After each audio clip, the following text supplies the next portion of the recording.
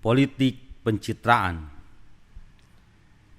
Mendengar istilah ini, saya pun bertanya-tanya, apa mungkin bisa dengan mengedepankan citra saja para politisi mulai presiden, gubernur, bupati, anggota dewan, dan lain-lain dapat hadir sebagai sosok negarawan sejati, atau hanya akan muncul sebagai boneka saja bagi nafsu pasar politik yang liberal dan hura-hura.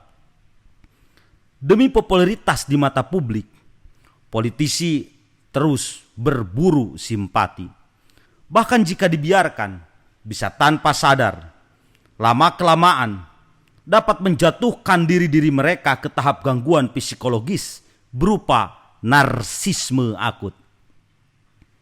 Dan saya ingin bertanya, kira-kira adakah para kandidat pemimpin bangsa semisal Ganjar Pranowo, Anies Baswedan, Ridwan Kamil, Risma, Sandi Uno, dan lain-lain, indikasi mereka sedang menuju ke arah penyakit tersebut?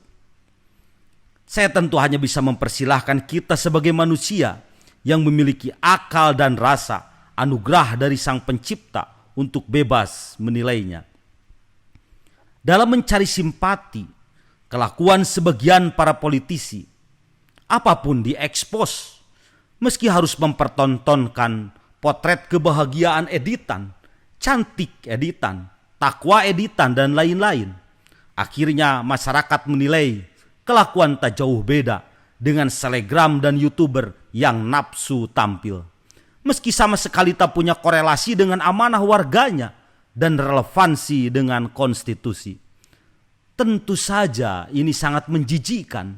Lebih-lebih seorang pejabat negara yang makan minumnya hingga celana dalam yang dipakainya menggunakan uang dari pemberian rakyatnya.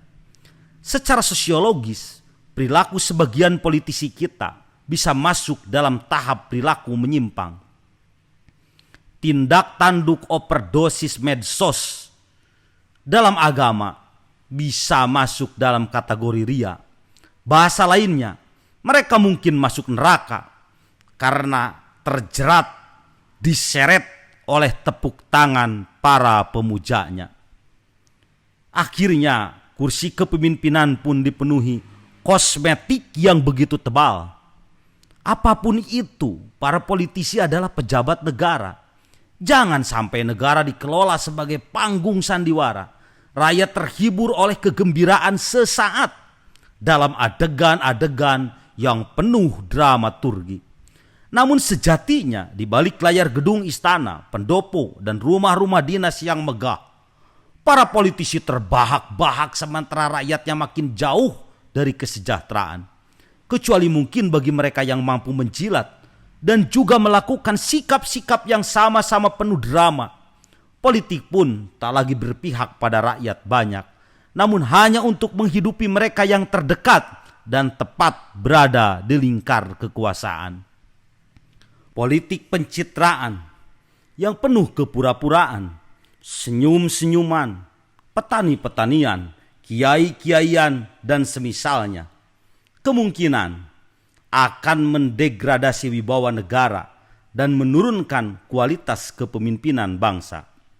Konsekuensi terdekatnya, dunia politik akan dipenuhi aktor-aktor rendah moral dan rendah nalar, namun memiliki nafsu yang tinggi pada posisi dan materi. Mereka merasa punya opportunity yang sama hanya karena ia melihat bahwa syarat menjadi pemimpin negeri ternyata cukup diraih oleh strategi basa-basi. Orang-orang pun akan mengira tebar pesona bak pemain sinetron di layar kaca disebut sebagai talenta sang calon pemimpin bangsa. Akhirnya pemilu pun tidak ubahnya, bagaikan mesin lotre perjudian yang mustahil dapat menghasilkan sesuai keinginan negara, apalagi jika harus selaras dengan tuntutan fitrah manusia.